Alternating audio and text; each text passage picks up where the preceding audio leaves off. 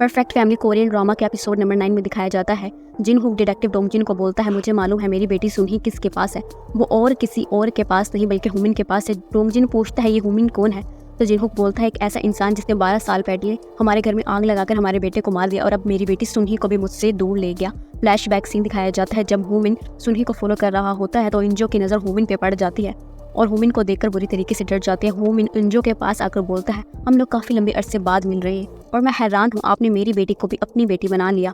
इंजो के मुंह से डर के मारे एक लफ्ज़ भी नहीं निकलता। इंजो बोलती है मैं आपको बताती हूँ क्योंग हो के मर्डर की रात को क्या हुआ था। जब घर आकर सुनही ने मुझे सारा वाकया बताया था तो मैं तेज़ी के साथ अपने घर से निकली थी क्योंग हो के घर जाने के लिए। हुमिन ने उस वक्त मुझे फॉलो किया। मैं घर के अंदर एंटर हुई तो मैंने देखा था क्योंग हो ज़मीन पर पड़ा हुआ था। मैंने करीब जाकर चेक किया तो मैं ये देखकर शॉक्ड रह गई कि क्योंग हो का मर्डर हो चुका था और वो सांस नहीं ले रहा था। उसी पल हुमिन वहाँ पर आ जाता है और आकर कहने लगता है अरे अरे ये क्या हो रहा है, मैंने तो अभी यहाँ से सुनही को निकलते हुए देखा है, तो क्या ये मर्डर सुनही ने किया है। तो इंजो बुरी तरीके से रोने लगते और बोलने लगते नहीं मेरी बेटी सुनही ने कुछ भी नहीं किया बल्कि ये मर्डर मैंने किया है। तो हुमिन बोलने लगता है कमॉन तुम मुझसे झूठ मत बोलो, मैं तमाम वाक़े को फॉलो कर रहा हूँ, मुझे पता है ये सुनही ने क्या है। वैसे तो मैंने तुम्हारे शौहर से पैसों की डिमांड की है लेकिन ये एक और मसला खड़ा हो गया है, मैं इस मसले को भी ख़त्म कर देता हूँ और यहाँ से तमाम सबूत भी मिटा दूंगा, बस तुम्हारे शौहर से पैसे ज़्यादा ले लूँगा। अब तुम एक काम करो जाओ यहाँ से। इंजो नहीं जाती तो हुमिन उस पर चीखने लगता और बोलने लगता है क्या तुम दुनिया वालों को बताना चाहती हो कि तुम्हारी बेटी सुनही ने क्योंग हो का मर्डर कर दिया है। इंजो बुरी तरीके से डर जाती है और सुनही का सामान उठाकर घर से बाहर निकल आती है। उसी पल क्योंग हो के पेरेंट्स भी घर के अंदर एंटर होते हैं। इंजो पुलिस को फ़ोन करने का डिसाइड करती है लेकिन सुनही का सोच कर वो पुलिस को नहीं बताती और तेज़ी से अपने घर चली जाती है। अगली सुबह इंजो क्योंग हो के घर में लगी फायर का सुनकर बुरी तरीके से शौक में आ जाती है और यही हाल सुनही का होता है।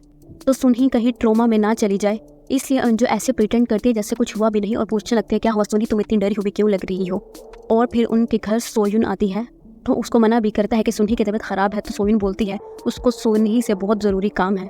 जिस वक्त सोयुन सुनही से मिलने के लिए आती है उस वक्त हुमिन भी उनसे मिलने के लिए आता है और आकर बताता है तुम्हारी बेटी सुनही ने क्योंग हो का मर्डर कर दिया है। जिन्हों की बात सुनकर बुरी तरीके से शौक में आ जाता है और बोलने लगता है ये नहीं हो सकता। तो हुमिन बोलता है अपनी बीवी से पूछो, तुम्हारी बीवी भी वहीं पर थी।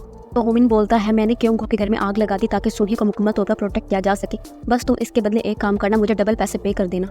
हुक चीखने लगता है तो हुमिन बोलता है चीखो मत, अभी सुनही के कमरे में सोयुन गई है, वो हमारी बातें सुन लेगी और दूसरा क्योंग हो के मर्डर की वो विटनेस भी है।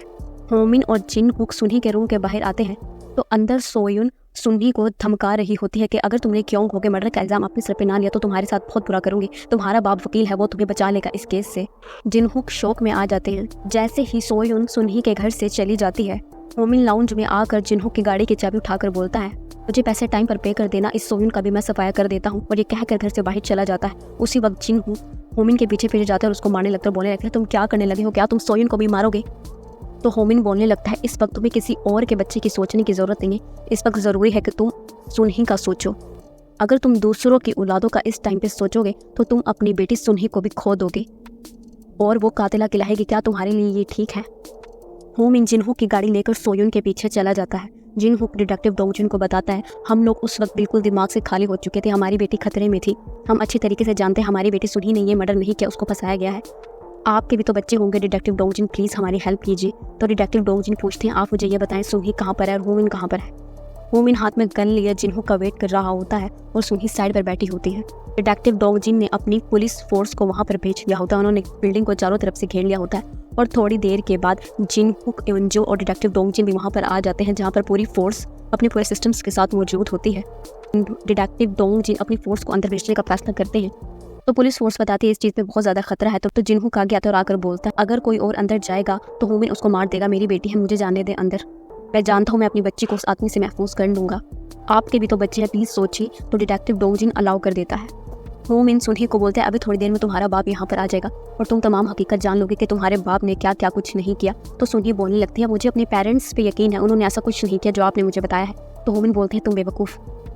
उसी वक्त जिनहुक वहाँ पर आ जाता है और बोलने लगता है तुमने मुझसे जितने भी पैसों की डिमांड की थी मैं वो ले आया हूँ, मुझे मेरी बेटी वापस करो। तो हुमिन सुनही के सर पर बंदूक तान लेता है और बोलने लगता है मुझे तुम जैसे अमीर लोगों पर बहुत ज़्यादा गुस्सा आता है जो जितनी मर्जी बड़ी मुसीबत में चले जाएं लेकिन पैसा उनके लिए हर मुसीबत का हल है। अब मैं पैसे देकर दो दिमाग के तौर पर बट रहा हूँ, पैसे लूँ या तुम दोनों में से किसी एक को मार दूँ, बताओ क्या करूँ। और बाहर से पुलिस फोर्स जिन्होंने अपने गन के निशाने पर हुमिन को रखा होता है सुनही को खतरे में देखकर हुमिन के ऊपर गोली चला देते हैं। हुमिन बुरी तरीके से ज़मीन पर गिर जाता है क्योंकि उसके पेट में गोली लगी होती है। सुन ही तेज़ी के साथ जिनहोक की तरफ भागती है, लेकिन फिर बीच रास्ते में ही रुक जाती है और पलट कर वापस होमिन के पास जाने लगती है। सुन ही होमिन के पास जाकर उनके ज़ख्म के ऊपर हाथ रख लेती है और बुरी तरीके से रोने लगती है। उसी वक्त जिनहोक वहाँ पर आ जाता है तो होमिन वापस सुनही के सिर पर बंदूक रखता है और सुनही को घसीटते हुए बिल्डिंग की दूसरी तरफ ले आता है। सुनही खुद को होमिन से छुड़वा कर दोबारा से होमिन के पास बैठ जाती है और उसकी गोली वाले जख्म पर हाथ रखकर खून दबाने की कोशिश करती है। होमिन अपनी बेटी को अभी भी अपने केयर करता हुआ देखकर बुरी तरीके से रोने लगता है। फ्लैशबैक सीन दिखाया जाता है जो कि सुनही के बचपन का होता है, जिसमें साफ देखा जा सकता है कि होमिन और सुनही काफ़ी ज़्यादा क्लोज थे। होमिन सुनही के पैदाइश पे कितना ज़्यादा खुश हुआ था। सुनही की माँ नहीं थी तो होमिन ने हर तरीके से सुनही का ख्याल रखा था, बिल्कुल बच्चा बन के उसको अपने साथ खिलाता था, खाना खिलाता था और इवन उसको नहलाता भी था। बचपन के सीन को और अब के सीन को देखा जाए तो ये काफ़ी ज़्यादा इमोशनल सीन था। उसी वक्त जिनहुक वहाँ पर आ जाता है और बुरी तरीके से होमिन को मारने लगता है। लड़ाई में दोनों का पाँव फिसलता है और वो बिल्डिंग से नीचे पानी के अंदर गिर जाते हैं। सुनही जब तक आकर देखती है तो वो दोनों पानी के अंदर डूब चुके होते हैं और जब तक तमाम पुलिस फोर्स भी बिल्डिंग के अंदर आ चुकी होती है और सुनही अपनी मोम के गले लगकर बुरी तरीके से रोने लगती है। फिर से फ्लैशबैक सीन दिखाया जाता है। सुनही छोटी होती है तो उसका बाप उसका बैग पैक करके उसको अपनी माँ के घर ले आता है और बोलने लगता है, मैं कुछ टाइम के लिए कहीं पर जा रहा हूँ, जब तक मेरी बेटी सुनही आपके पास रहेगी। और ये कहकर वहाँ से चला जाता है। सुनही रोते हुए अपने बाप के पास जाती है और उसको जाने से रोकती है। होमिन कहता है वो जल्द ही वापस आएगा और ये कहकर वहाँ से चला जाता है। वहाँ से जाने के बाद होमिन ने गैमलिंग में हिस्सा लिया होता है और घोड़ों पर रेस लगाई होती है, जिसमें वो बुरी तरीके से हार जाते हैं और फ्रस्ट्रेशन में आकर रात के वक्त वो किसी एक अमीर शख्स पे हमला करके उसको बेहोश कर देता है और उसके क्रेडिट्स कार्ड चुरा के ले जाता है। वो शख्स होमिन की पुलिस में कंप्लेन कर देता है। होमिन को अरेस्ट कर लिया जाता है और प्रोसिक्यूटर के सामने पेश किया जाता है। प्रोसिक्यूटर होमिन को अच्छी तरीके से इन्वेस्टिगेट करते हैं और इत्तेफाक के तौर पर उस प्रोसिक्यूटर का पूरा नाम भी चोई होमिन होता है और प्रोसिक्यूटर चोई होमिन और कोई नहीं जिनहुक ही होते हैं और लॉयर बनने से पहले वो प्रोसिक्यूटर चोई होमिन के नाम से जाने जाते थे। सबूत कम होने की वजह से प्रोसिक्यूटर होमिन को रिलीज़ कर देते हैं तो होमिन प्रोसिक्यूटर चोई होमिन के पास आकर उनका शुक्रिया अदा करता है और प्रोसिक्यूटर होमिन के वहाँ से जाने के बाद बोलने लगता है, कहीं मुझे छोड़कर आपने गलती तो नहीं कर दी मिस्टर प्रोसिक्यूटर। रात का वक्त होता है। प्रोसिक्यूटर होमिन अपने टीममेट्स के साथ डिनर कर रहे होते हैं और हैवी ड्रिंक करते हैं। होमिन उनको फॉलो करता है और अपने एक साथी के साथ खड़ा होता है। उसका साथी पूछता है आप क्या करने वाले हैं, तो होमिन कहता है कुछ भी नहीं करने वाला, सिर्फ प्रोसिक्यूटर होमिन के नाम का इस्तेमाल करने वाला हूँ, मेरे हाथ एक बहुत अच्छा मौका लगा है। ड्रिंक करने के बाद प्रोसिक्यूटर होमिन रेस्टोरेंट से बाहर निकल आते हैं और काफ़ी ज़्यादा नशे की हालत में होते हैं। उसी वक्त होमिन और होमिन का दोस्त आकर प्रोसिक्यूटर होमिन के सर पर पत्थर मारकर उसको बेहोश कर देते हैं। होमिन नीचे बैठ जाता है और जिनहुक की तलाशी लेने लगता है और उसकी जेब से उसका प्रोसिक्यूटर होमिन के नाम पे मौजूद कार्ड को बाहर निकाल देता है और बोलने लगता है, अब देखो मैं करता क्या हूँ, इस मौके को मैं बिल्कुल भी नहीं गवाऊंगा। अब हाल का सीन दिखाया जाता है। डिटेक्टिव डोंगजिन अपने घर आते हैं जो कि बिल्कुल छोटा और खाली होता है और फिर स्काइप पे अपने बेटे से बात करने लगते हैं और उसका बेटा बोलता है, डैड मैं आपको बहुत ज़्यादा मिस करता हूँ, गेम्स खेलता हूँ, खाने खाता हूँ, लेकिन इन तमाम एक्टिविटीज़ के बावजूद भी मैं आपको बहुत ज़्यादा मिस करता हूँ।